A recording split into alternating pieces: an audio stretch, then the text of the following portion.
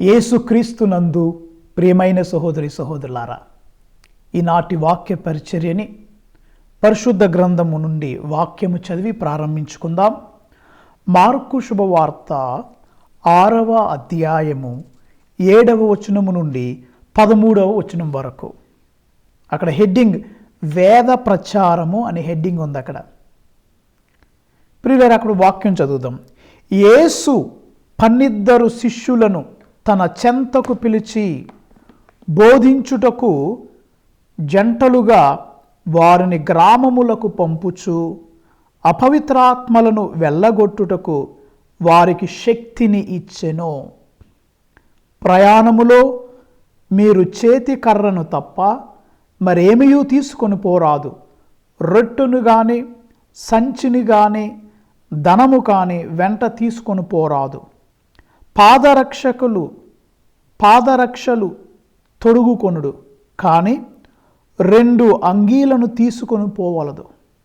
మీరు ఎచ్చట ఒక ఇంట పాదము మోపుదురో అతడి నుండి వెడలిపోవునంత వరకు ఆ ఇంటనే ఉండుడు. ఎవరు మిమ్ము ఆహ్వానింపరో, మీ బోధను ఎవరు ఆలకింపరో వారికి తిరస్కార సూచకముగా మీ కాలి దుమ్మును అచ్చట దులిపి వెళ్ళిపోండు అని యేసు తన శిష్యులతో చెప్పాను. అంతటా ఆయన శిష్యులు పోయి ప్రజలు పశ్చాత్తాపముతో హృదయ పరివర్తనము పొందవలనని బోధించిరి. వారు అనేక పిశాచములను పారద్రోలిరి. రోగులకు అనేకులకు తైలము అద్ది స్వస్థపరిచిరి. ఇది క్రీస్తు ప్రభుని సువిశేషము. క్రీస్తువా మీకు స్తుతి కలుగునుగాక. ఇప్పుడు ప్రియులారా, మనం చదివినటువంటి వాక్యాన్ని వచనం ప్రకారంగా ఒక్కొక్క వచనాన్ని తీసుకొని మరి మన ధ్యానం చేయటం కొరకు ప్రయత్నం చేద్దాం.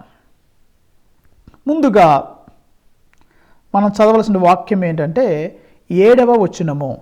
యేసు 12 శిష్యులను తన చెంతకు పిలిచెను. ఎంతమంది శిష్యులను పిలిచారు? 12 మంది శిష్యులను పిలిచారు. మీ అందరికి ఒక ప్రశ్న ప్రియులారా, ఎందుకని యేసు ప్రభు వారు 12 మందిని పిలిచారు?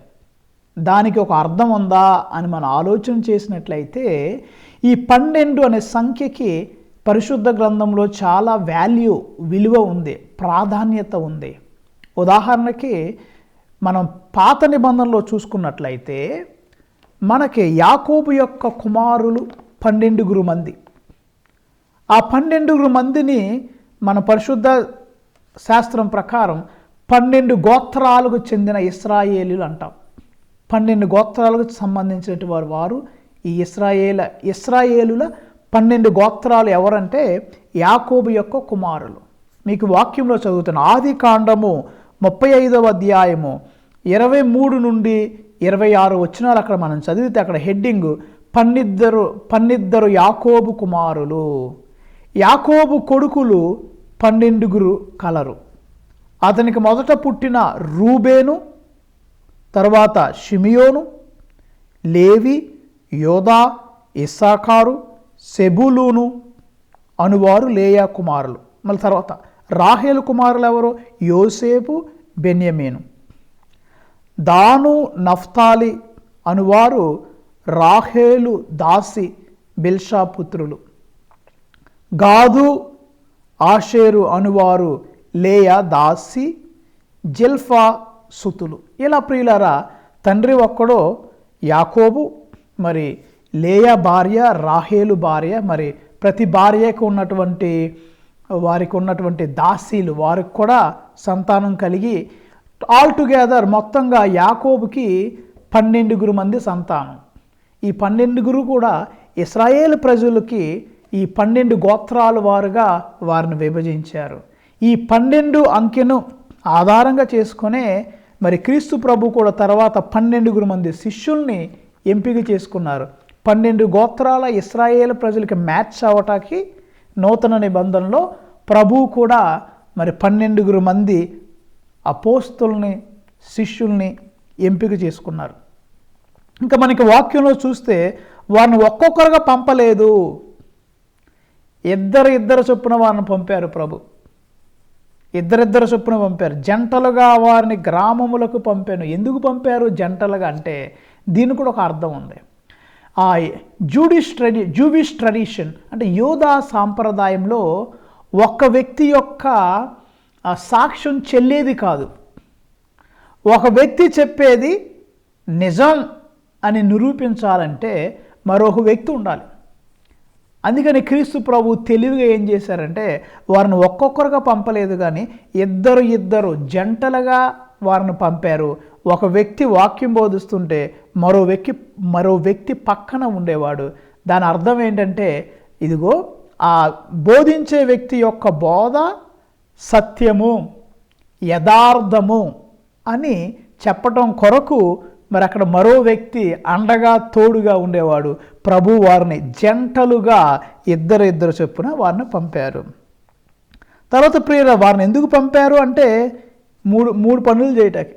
నెంబర్ 1 వాక్యమును బోధించుటకు, నెంబర్ 2 దెయ్యములను వెళ్ళగొట్టుటకు. ఇక్కడైతే మెన్షన్ చేయలేదు కానీ వేరే సువిశేషంలో ఉంటుంది.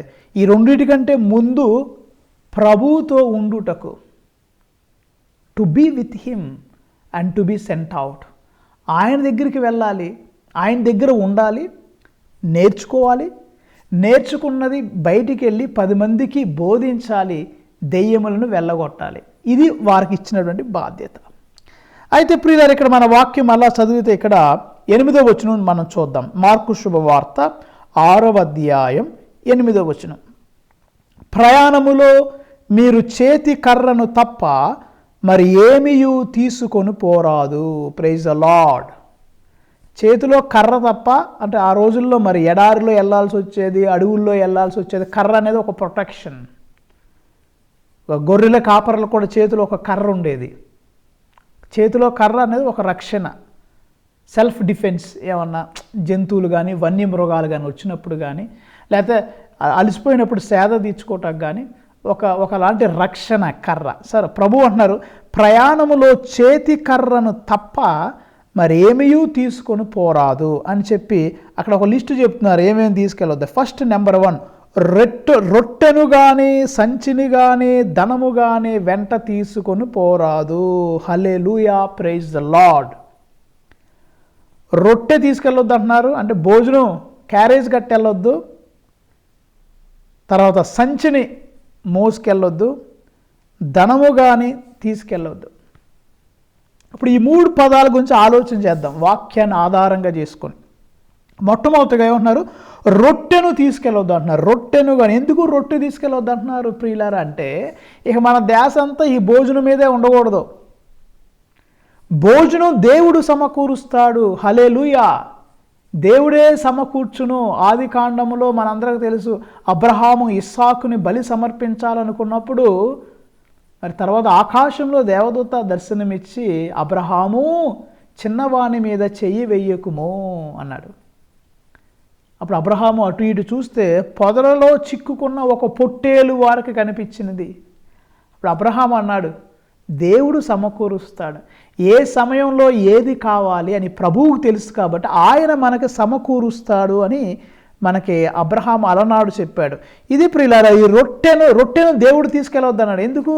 ఆయన ఇస్తాడు రొట్టె, అది ప్రభు పని, ఆయన సమకూరుస్తాడు. మనకు వాక్యంలో కూడా ఉంది ప్రియులారా.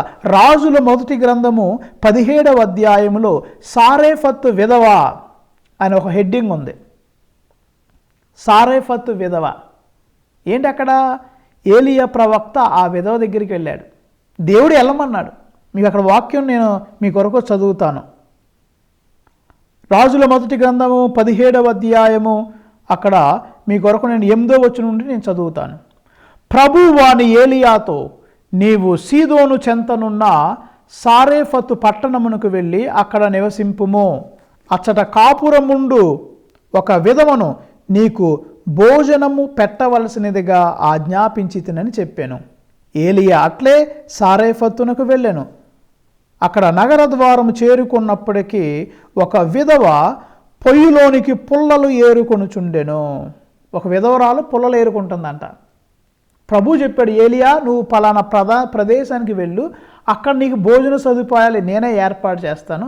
ఒక విధవరాల దగ్గరికి నువ్వు వెళ్ళన్నప్పుడు ఆయన విధవరాల దగ్గరికి వెళ్ళాడు. ఆ విధవరాలు పుల్లలు ఏరుకుంటుంది. ఆ విధవరాలతో ఏలియా ఏమన్నాడు? అమ్మా, చెంబుతో కొంచెము నీళ్లు తీసుకొని రమ్ము అనేను. ఆ విధవ వెళ్ళపోవచ్చుండగా మరలా అతడు ఆమెను పిలిచి కొంచెం రొట్టెను కూడా తీసుకొని రమ్మని చెప్పాను. ఫస్ట్ నీళ్లు తెమ్మన్నాడు, వెళతంటే అమ్మా కొద్దిగా అదే చేత్తో కొద్దిగా భోజనం కూడా రొట్టెను కూడా తీసుకురమ్మన్నప్పుడు ఆమె ఏమంది? ఆమె ఏలియాతో, సజీవుడైన యావే తోడు మా ఇంట తయారైన రొట్టె ఏమీ లేదు, కుండలో కొంచెము పిండి పాత్రలో కొంచెము నూనె మాత్రమే ఉన్నవి. నేను ఇక్కడ 2-3 పుల్లలు ఏరుకొనుటకు వచ్చి తిని ఆ గుప్పెడు పిండితో రొట్టెలు కాల్చుకొని నా కుమారుడు నేను ఇప్పటికీ తిందుము, ఆ మీదట ఆకటితో ప్రాణములు విడుతుము అనెను.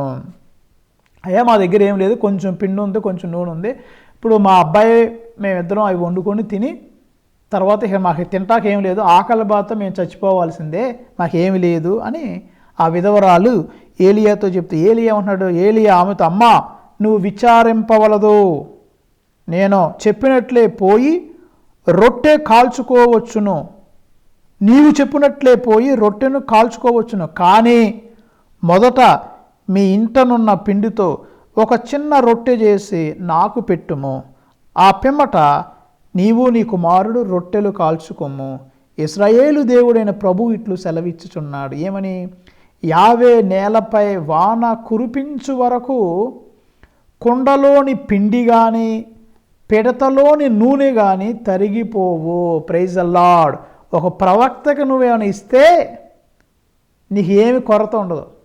ఏమంటున్నాడు ఇక్కడ వాక్యంలో? కుండలో పిండి కానీ పిడతలోని నూనె కానీ తరిగిపోవు. హల్లెలూయా, ప్రైజ్ ద లార్డ్. ప్రియులారా, దేవుడు సమకూరుస్తాడు. ఇక్కడ ఏలియా, అక్కడ వర్షాలు లేవు, ప్రభు ఏలియాని సారేఫత్ అనే విధవ దగ్గరికి పంపాడు. ఆ విధవరాలు మరి ఈ యొక్క ప్రవక్త అనేటువంటి ఏలియాకి అదే పిండితో ఆ రొట్టె చేసి పెట్టింది. దానికి ఫలితంగా ఆమె కుండలో ఎప్పుడు పిండి తరగపోలేదంట. నిరంతరము ఆ కుండలో పిండి వస్తానే ఉంది, ఆ పాత్రలో నూనె వస్తానే ఉంది. పిండి తరిగిపోలేదు, అదిగో నూనె కూడా తరిగిపోలేదు. చూసారా ప్రియులారా, దేవుడు సమకూరుస్తా. కాబట్టి దేవుడు చెప్తున్నారు ఇక్కడ శిష్యుని, మీరు రొట్టె కూడా తీసుకెళ్ళవద్దు, నేను సమకూరుస్తా. ఆయన సమకూరుస్తాడు. ఆయన నీకు ఇవ్వాల్సింది నీకు ఇస్తాడు. నువ్వు ఆయన పని చేయి, ఆయన పనిలో నువ్వు నిమగ్నమై ఉండు, ఆయన మీద నువ్వు ఆధారపడు, నీకేది కావాలో ఆయన నీకు ఇస్తాడు అని ఇక్కడ వాక్యం మనకు స్పష్టంగా దేవుడు చెప్తున్నాడు. రొట్టెను తీసుకెళ్ళవద్దు. నీ ఆలోచన అంతా ఏం తిందామా, ఏం తాగుదామా అని ఉండొద్దు. ఏమి తినేదమా, ఏమి త్రాగేదమా అని తలపులతో అన్యులు గతింతురు అని ఒక పరలోక రాజ్యము వెదుకుము మొదట, పరలోక రాజ్యము వెదుకుము మొదట, అప్పుడన్నీయు ప్రభు నీకు సమకూర్చును. ఓ నరుడా, మానవుడా, ఓ నరుడా, మానవుడా, ఈ లోకంలో జీవించుట ఒకేసారి, జీవించిన ఉన్నత జీవితం జీవించాలి. అందరూ కలిసిపోవునది ఈ మట్టిలోనికే, అందరూ కలిసిపోవున్నది ఈ మట్టిలోనికే, ఈ భూమిలో ఉన్నంత కాలం సుగంధ పువ్వుల ఉండాలి, ఈ భూమిలో ఉన్నంత కాలం సుగంధ పువ్వుల ఉండాలి. ఓ నరుడా, మానవుడా, ఓ నరుడా, మానవుడా. చూసారా ప్రియులారా, రొట్టె కోసం కక్కుర్తి పడకూడదు. దేవుడు సమకూరుస్తాడు. దేవుడు నువ్వు ఆయన పని చేస్తే ఆయన నీకు రొట్టె ఇస్తాడు, ఆయన నీకు భోజనం ఇస్తాడు. ఎక్కడైనా చరిత్రలో విన్నారా దేవుణ్ణి నమ్ముకున్న దైవజనులు ఆకలితో చచ్చిపోయారని విన్నారా? మనందరం తిండి ఎక్కువై అలా చెప్పకూడదు, కానీ కొద్దిగా హ్యూమరస్గా చెప్తున్నాను. దైవజనులకి భోజనం ఎక్కి చచ్చిపోయేవాళ్ళే కానీ, షుగర్లో బీపీలు ఎక్కువై చచ్చిపోయేవాళ్ళు కానీ, రొట్టె లేక చచ్చిపోయిన వాళ్ళు ఎవరు లేరండి. దేవుడు సమకూరుస్తాడు. దేవుడు మనకు కావాల్సిందల్లా ఇస్తాడు. మనం చేయాల్సిన పని ఏంటంటే ఆయన వాక్యమును బోధించాలి, ఆయనతో ఉండాలి. సువార్తను ప్రకటించాలి. మనకు ఏమి తక్కువ చేయడమ్మా దేవుడు మనకు సమస్తము సమకూరుస్తాడు. కాబట్టి రొట్టెను మీరు తీసుకెళ్ళొద్దని ప్రభువు అంటున్నాడు. తర్వాత సంచిని కూడా తీసుకెళ్ళొద్దు అంటున్నాడు. సంచి ఎందుకు సంచి వద్దంటున్నారు? ఇక మన దృష్టి అంతా దేవుడి మీద ఉండదు, సంచి మీద ఉంటుంది. సంచి మీద దృష్టి పెడితే సంచి బ్యాగ్, ఎంత సందా వచ్చింది, ఎంత డబ్బు వచ్చింది, ఎంత వచ్చింది, పద్దాక మనం దాని మీద ఉంటే ధ్యాస, మనం దేవుని మీద ధ్యాస ఉండదు. ఏ సేవకుడు కూడా 2 యజమానులను ఆయన సేవింపుడని వాక్యంలో ఉంది కదా. దేవుడా, సంచినే నమ్ముకుంటే జీవితం నాశనం అయిపోద్ది. యోధా ఇస్కారియేతులాగా తయారవుతాం. సంచిని నమ్ముకుంటే యోధా ఇస్కారియేతు అయిపోతాం. అదే దేవుణ్ణే నమ్ముకున్నావు అనుకో, దేవుడు నీకు ఆ సంచి నీకు ఇస్తాడు. మనకి యోధా ఇస్కారియేతు గురించి వాక్యంలో చాలా ఉంది. 12 మంది శిష్యుల్లో ఒకడైనటువంటి యోధా ఇస్కారియేతు ముద్దుతో దేవుణ్ణి మోసగించాడు కదా. ముద్దుతో మోసగించాడు. ప్రతీది కూడా యోధ డబ్బు కోసమే చూసుకునేవాడు ఎక్కువగా. ఒకసారి ఏం చేసింది, ఒక స్త్రీ పరిమళ ద్రవ్యాలు తీసుకొచ్చి యేసయ్య పాదాలపై పోసి ప్రభు యొక్క పాదాలను అభిషేకించి తల వస్త్రాలతో ఆయన యొక్క పాదములు తుడిచినప్పుడు చాలామంది సంతోషించారు. యేసయ్య కూడా సంతోషించాడు. ఇది ఈ పరిమళ ద్రవ్యం తాను మరణించిన తర్వాత తన శవపేటిక కొరకు మరి లేకపోతే సమాధి కొరకు వాడాలని ప్రభు భావించుకున్నప్పుడు అందరూ బాగానే ఉన్నారు. కానీ యోధా ఇస్కారియేతు ఏమన్నాడు, ఈ యొక్క సంచి బ్యాచ్ ఆయన ఏమంటున్నాడు, ఇంత డబ్బు ఎందుకు వృధా చేయటం, ఆ డబ్బుని పేదోళ్ళకు పంచవచ్చు కదా అని అంటున్నాడు. ఏదో పేదోళ్ళు అంటే చచ్చిపోయేటట్టు ఇక్కడ. ఈయన ఇంట్రెస్ట్ అది కాదు. డబ్బు మీద దృష్టి పెట్టాడు కాబట్టి ఏమన్నాడు, దాన్ని కవర్ చేసుకోవడానికి పేదోళ్ళకి పంచిపెట్టవచ్చు కదా, ఎందుకు ఇంత డబ్బు వేస్ట్ చేయటం అని యోధా ఇస్కారియేతు ఒక డైలాగ్ వేశాడు. అప్పుడు ప్రభు ఏమన్నారు, పేదోళ్ళు ఎప్పుడు మీతోనే ఉంటారు, నేను ఉండను కదా. ఈమె ఇది నా యొక్క అదిగో ఆ యొక్క సమాధి కార్యక్రమం కొరకు ఈమె తీసుకొచ్చిందని ప్రభు ఆమెను గురించి సంతోషపడ్డారు. కానీ యోధా ఇస్కారియేతు గురించి కొంచెం డిసప్పాయింట్ అయ్యారు. ఎందుకంటే ఆయన దృష్టి అంతా సంచి మీద ఉంది, అంటే డబ్బు మీద ఉంది. మనకు కూడా ప్రియులారా, మన దృష్టి దేని మీద ఉంది? సంచి మీద ఉందా, ప్రభు మీద ఉందా? ప్రభు మీద దృష్టి పెడితే ప్రభు నీకు ఇవ్వాల్సినవి ఇస్తాడు. మనకే నష్టం జరగదు. సొలొమోను ఐశ్వర్యము కోరుకోలేదు, ఆయుష్ను కావాలని అడుగలేదుగా. సొలొమోను ఐశ్వర్యము కోరుకోలేదు, ఆయుష్ను కావాలని అడుగలేదుగా. జ్ఞానవరముతో తన్ను నింపమన్నాడే, జ్ఞానవరముతో తన్ను నింపమన్నాడే. ఆ జ్ఞానము మాకు దయచేయుమా, ఆ జ్ఞానము మాకు దయచేయుమా. కోట్లాది ఐశ్వర్యము నాకు కలిగిన అయ్యా నాకు ఉండిన, నీవు లేక నా జీవితం వ్యర్థమే కదా, నీవు లేక నా జీవితం వ్యర్థమే కదా. డబ్బు దేవుడు ఇస్తాడు, సంచి దేవుడు ఇస్తాడు, రొట్టెనికి దేవుడు ఇస్తాడు. Don't worry. ఇక మనం వరద బాధితుల్లాగా ఈ పులిహార పొట్లాల కోసం ఆరాటం పడవసంలా.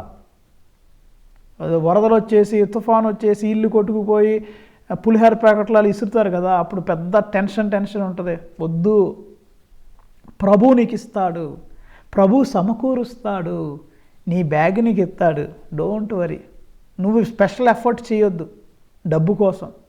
డబ్బు నీకు వస్తుంది, దేవుని నీకు వద్దన్నా డబ్బు నీకు వస్తుంది. But you don't make any efforts. స్పెషల్గా ఆ డబ్బు కోసం ఆలోచించి బుర్రలు పళ్ళగొట్టుకొని ఒక దైవ సేవకుడుగా నీవు దేవుని పనిలో నిమగ్నమై ఉండి కానీ డబ్బు యొక్క వేటలో పడవద్దు. మనకు పరిశుద్ధ గ్రంథంలో తిమోతికి రాసిన మొదటి లేఖలో 6వ అధ్యాయము 10వ వచనంలో ఒక మాట ఉంది, ధనాకాంక్ష సర్వ అనర్థములకు మూలము. Praise the lord. మీ బైబిల్ ఉంటే అండర్లైన్ చేసుకోండి.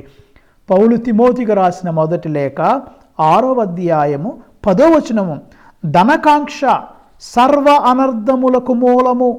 కొంతమంది అట్టి విపరీతమైన ధనకాంక్షచే తమ విశ్వాసము నుండి తొలగిపోయి అనేక కష్టముల పాలైరి. విశ్వాసులు చాలామంది ధనకాంక్ష వల్ల విశ్వాసాన్ని పోగొట్టుకొని చిట్ట చివరికి చాలా కష్టాలు పడ్డారు. ప్రియులారా, మనం అలా ఉండకూడదు. ధనకాంక్షకు దూరంగా ఉండాలి. కాబట్టి సంచి నుండి దూరంగా ఉండండి. సంచి ఉంటే నీకు నీ యొక్క కాన్సన్ట్రేషన్ దెబ్బతింటుంది. నేను ఒకసారి ఒక ఉదాహరణ కూడా చెప్పాను. ఒకసారి ఎక్కడో తపస్సు కాలంలో ఫ్రైడే ప్రీచింగ్కి నన్ను ఎవరో ఇన్వైట్ చేశారు. నేను ప్రసంగం చెప్పడానికి వెళ్తుంటే నాతో పాటు ఒక కుర్రోడు వచ్చి, ఫాదర్ గారు అండి నేను కూడా వస్తానండి మీతో పాటు అన్నాడు. టైం ఉందట. ఉంది ఫాదర్, నాకు ఇంట్రెస్ట్, అలాంటి వాక్యం వినాలంటే నాకు ఇంట్రెస్ట్, నేను కూడా వస్తానంటే ఆ కుర్రోని ఎంట కూర్చోబెట్టుకొని, మరి నేను అప్పుడు పామరు వెళ్తాను. పామరు అక్కడ ఫాదర్ తెనాలి థామస్ గారు అప్పుడు పామరులో విచారణ గురువుగా ఉన్నారు. ఫాదర్ గారు నన్ను వాక్యం బోధించడానికి కొన్నిసార్లు ఆహ్వానించేవాళ్ళు. అక్కడ వెళ్ళేటప్పుడు దారిలో ఈ సంఘటన జరిగింది. మేము వెళ్తూ ఉంటుంటే ఈ కుర్రోడికి ఒక తాంబేలు కనిపించింది.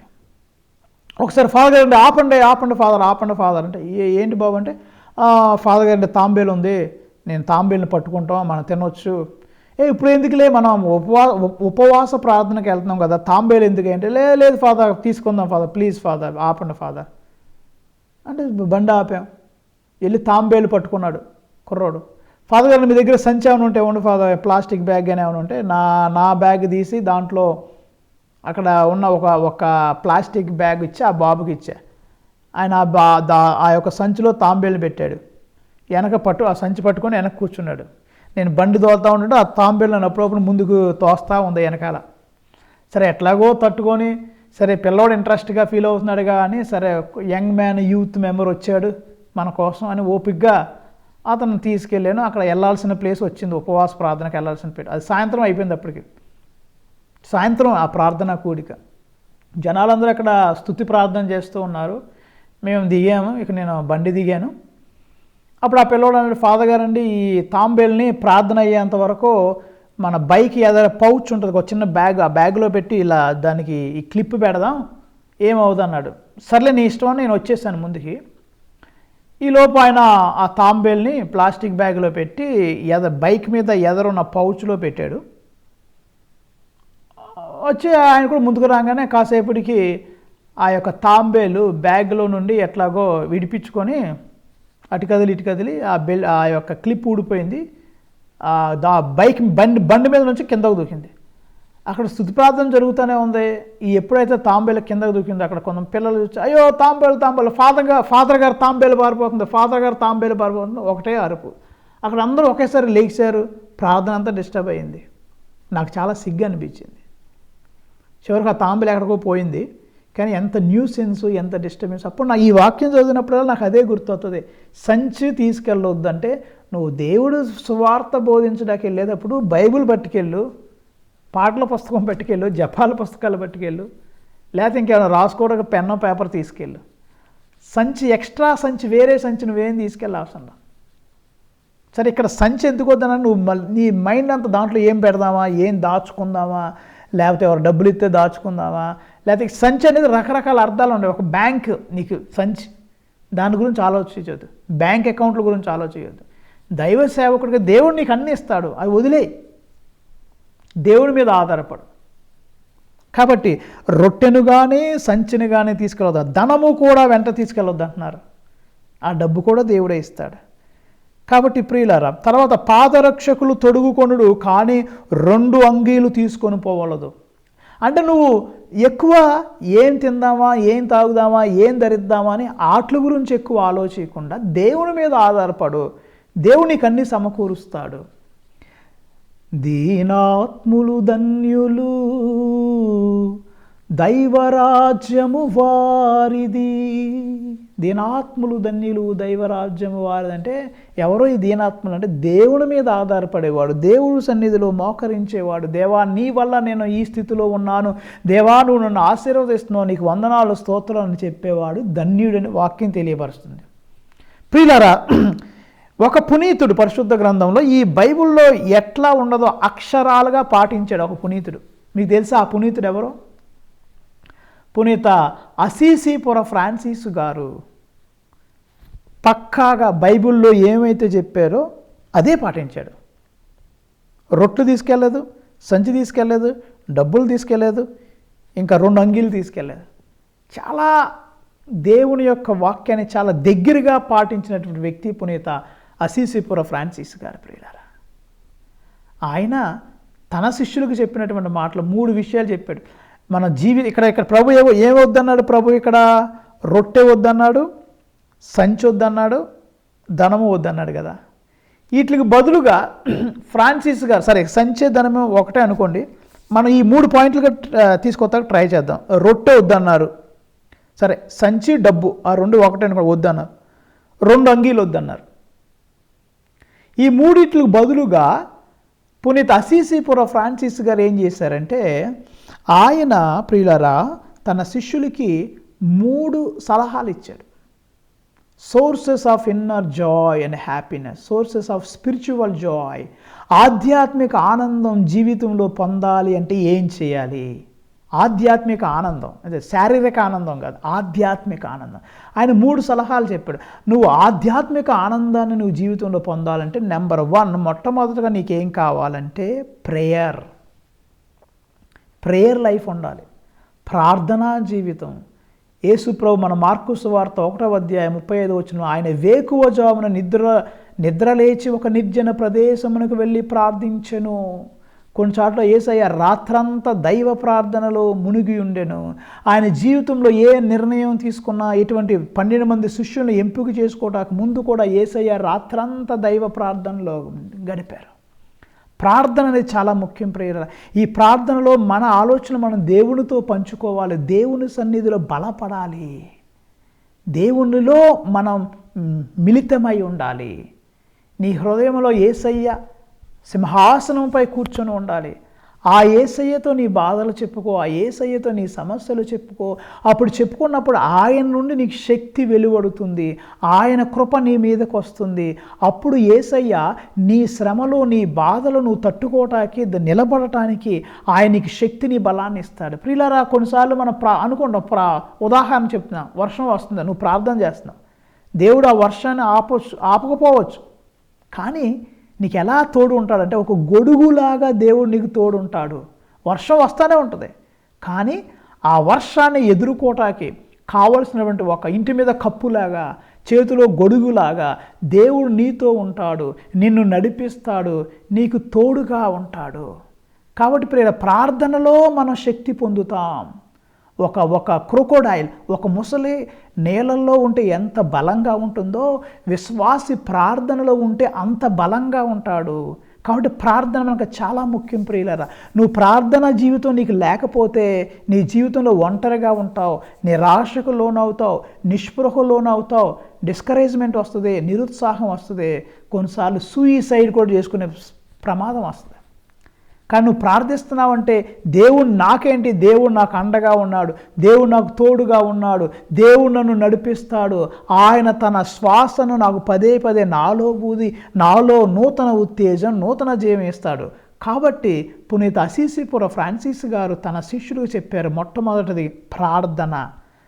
డబ్బు కోసం చూడొద్దు, రొట్టె కోసం చూడొద్దు, దేవుని వైపు చూడు, ప్రభు వైపు చూడు, ఆయన నీకు సమకూరుస్తాడు, ఆయన నిన్ను నడిపిస్తాడు. ప్రియులారా, కీర్తనలో చూసుకున్నట్లయితే 120వ కీర్తన నుండి మనం ఈ యొక్క వీటిని ఏమంటారంటే అసెండింగ్ సామ్స్ అంటారు.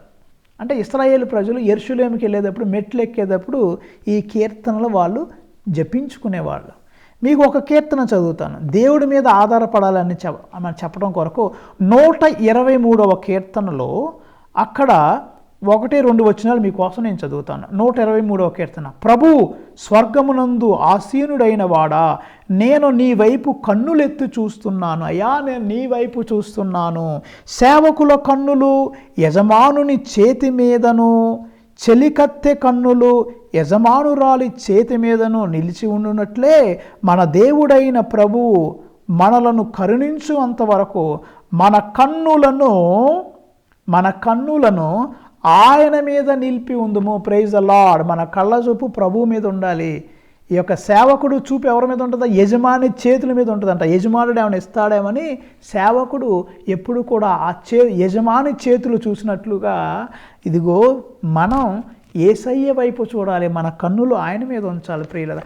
ప్రార్థనలో ఆయన వైపు చూడాలి. అందుకనే దివ్య సప్రసాద ఆరాధన చాలా ముఖ్యం. ఈ దివ్య సప్రసాద ఆరాధనలో మన కళ్ళు యేసయ్య వైపు మీద ఉంటే ఆ అప్పములో మరి దాగి ఉన్నటువంటి యేసయ్యను చూసినప్పుడు నీ యొక్క హృదయం ఆ ప్రభువుతో మాట్లాడుతున్నప్పుడు, సంభాషిస్తున్నప్పుడు నీలో ఫ్రెష్ ఎనర్జీ, ఒక ఫోన్ కనుక వైఫై వచ్చినట్లు మన యొక్క ఫోన్లో కూడా, మన ఫోన్ అంటే మనలో ఆ న్యూ హ్యాపీనెస్, న్యూ జాయ్ అదంతా కూడా ఆ దివ్య సప్రసాద ఆరాధనలో లేకపోతే శిలువ స్వరూపం ముందు లేకపోతే యేసయ్యను నీ మదిలో తలంచుకున్నప్పుడు ఆయన శక్తి బలాన్ని నీకు ఇస్తాడు ప్రియులారా.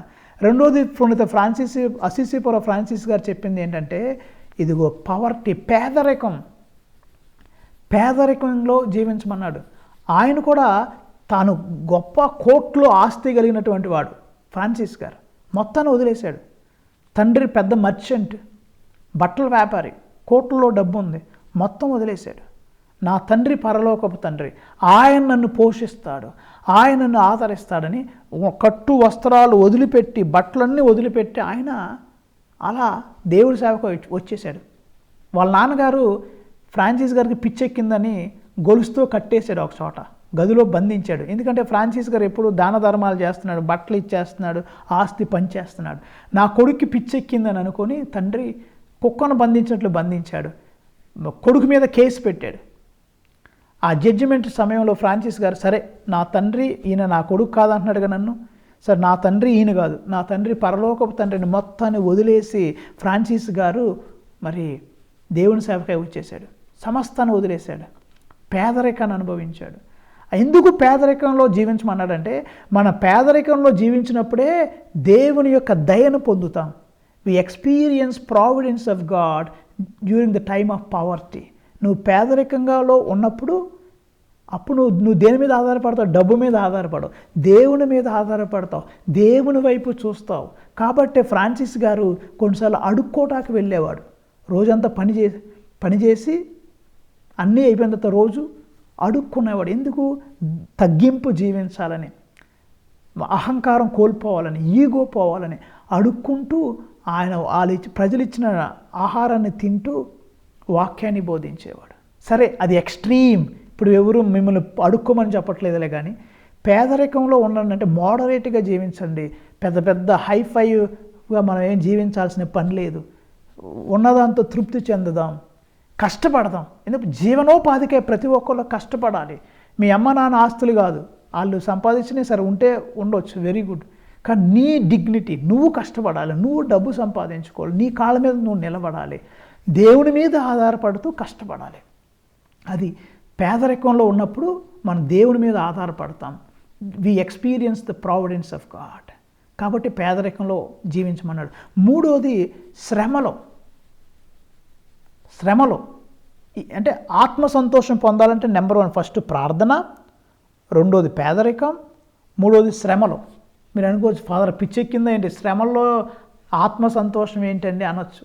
ఎందుకు శ్రమల్లో ఆత్మ సంతోషం దొరుకుద్దంటే ప్రియులారా, గమనించాల్సింది ఏంటంటే, మనం శ్రమలు పడినప్పుడు మన శ్రమల్ని యేసయ్య శ్రమలతో కలుపుతాం. మన యేసయ్య శ్రమల్లో డైరెక్ట్గా పాల్గొంటాం. వికారియస్ సఫరింగ్ అంటారు దీన్ని బైబిల్ భాషలో. అంటే ఏంటి? మన శ్రమలో ద్వారా, మన కష్టాల ద్వారా, మన బాధల ద్వారా ఎక్కడో ప్రపంచంలో ఏదో ఒక ఆత్మ రక్షింపబడుతుంది. మనం అనుభవించే కష్టాలు, మనం అనుభవించే శ్రమలు, మన జీవితంలో మన కుటుంబ సభ్యులు వచ్చే అనేక బాధల ద్వారా, ఈ బాధల ద్వారా ఎక్కడో ఏదో ఒక ఆత్మ రక్షింపబడుతుంది. రెండవది, నువ్వు శ్రమలు పడేటప్పుడు నువ్వు యేసయ్యతో ఒకటవుతున్నావు. You are becoming one with God through your suffering.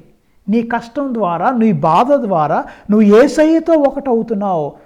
ఎందుకు నీ శ్రమలు, ఆయన కూడా సిలువ మోసాడు, ఆయన కూడా శ్రమలు అనుభవించాడు. కాబట్టి నువ్వు ఏ తప్పు చేయకపోయినా శ్రమలు అనుభవిస్తున్నావంటే ఈ శ్రమల ద్వారా ఏదో ఒక ఆత్మ రక్షింపబడుతుంది. నెంబర్ 1.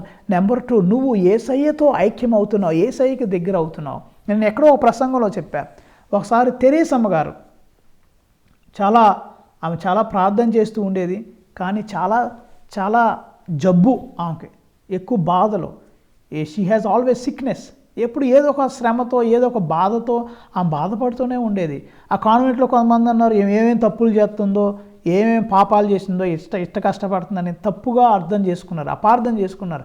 కానీ ఏమాత్రం చాలా నీతివంతంగానే జీవించింది, దేవుని పట్ల భయభక్తులు కలిగి జీవించింది. ఆమె ఒకసారి ప్రార్థనలో దేవుని అడిగింది, యేసయ్యా నేను ఇంతగా ప్రార్థనిస్తున్నా కదా తండ్రి, నేను ఇంతగా నిన్ను ఆరాధిస్తున్నాను, కానీ ఎందుకు నాకు ఇన్ని శ్రమలు ఇస్తున్నావు, నాకు ఎందుకు ఇన్ని బాధలు ఇస్తున్నావు అంటే యేసయ్య అన్నాడంట, అమ్మ నేను ఎవరినైతే ప్రేమిస్తున్నానో వాళ్ళకి నా సిలువ ఇస్తాను, నాకు శ్రమలు ఇస్తాను, నా బాధలు ఇస్తాను.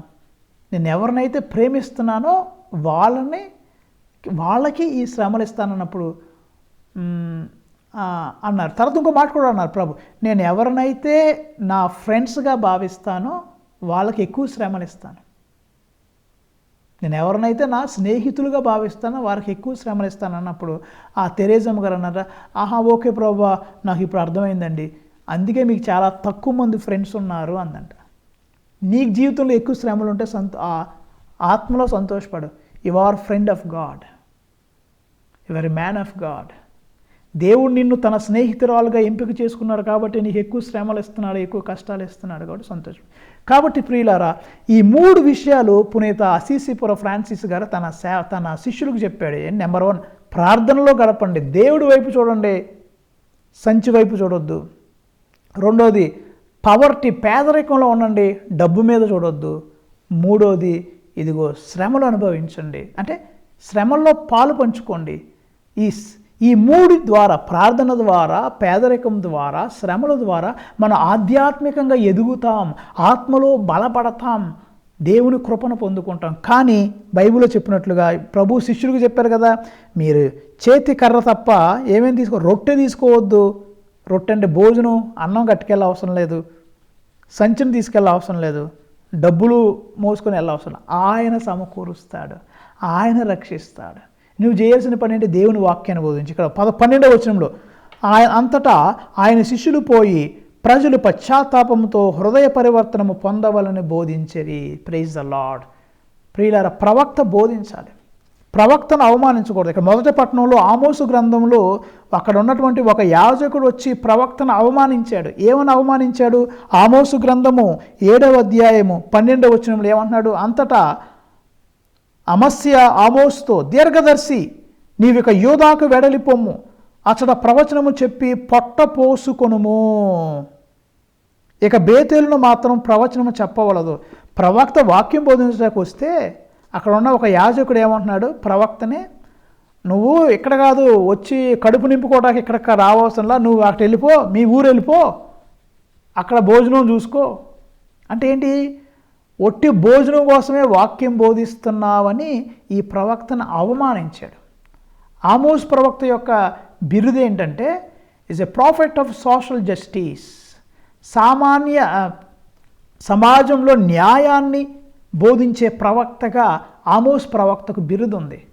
మ్యాన్ ఆఫ్ సోషల్ జస్టిస్, సామాజిక న్యాయం. సామాజిక న్యాయం యొక్క ప్రవక్త ఎవరంటే ఆమోస్ ప్రవక్త. ఆయన ప్రవక్త ఇదిగో నిర్మొహమాటంగా, తప్పును తప్పుగా, ఒప్పును ఒప్పుగా, మొహమాటం లేకుండా, భయము లేకుండా, లేకపోతే ఎవరో ఏదో ఇస్తారని సంతోషంగా కాకుండా బ్యాలెన్స్డ్గా దేవుని వాక్యాన్ని బోధిస్తున్నాడు ఆమోస్ ప్రవక్త. ఈ ఆమోస్ ప్రవక్తను ఇంకో వ్యక్తి ఏమంటున్నాడు? నువ్వు మీ వేరే ఊరు వెళ్ళి అక్కడ పొట్ట పోసుకో, ఈ తిండి కోసమే నా వాక్యం బోధించేది. కానీ అప్పుడు ప్రవక్త ఏమంటున్నాడు? అయ్యా నేను ఈ భోజనం కోసం వాక్యం బోధించట్లేదు, దేవుడు నన్ను పిలిచాడు, గాడ్ కాల్డ్ మీ, అందుకే నేను మొత్తం వదిలిపెట్టి వచ్చాను. నేను గొర్రెల కాపరిని, 15వ వచనం వాక్యం చదివితే, కానీ ప్రభువు గొర్రెల కాపరినైన నన్ను పిలిచి నీవు వెళ్ళి ఇశ్రాయేలు ప్రజలకు ప్రవచనము చెప్పమని ఆజ్ఞాపించాడు కాబట్టి నేను వచ్చాను. నేను పొట్టనింపు కోసం నేను రాలేదు అని ఆమోసు ప్రవక్త అక్కడ అమస్యకు చెప్పాడు.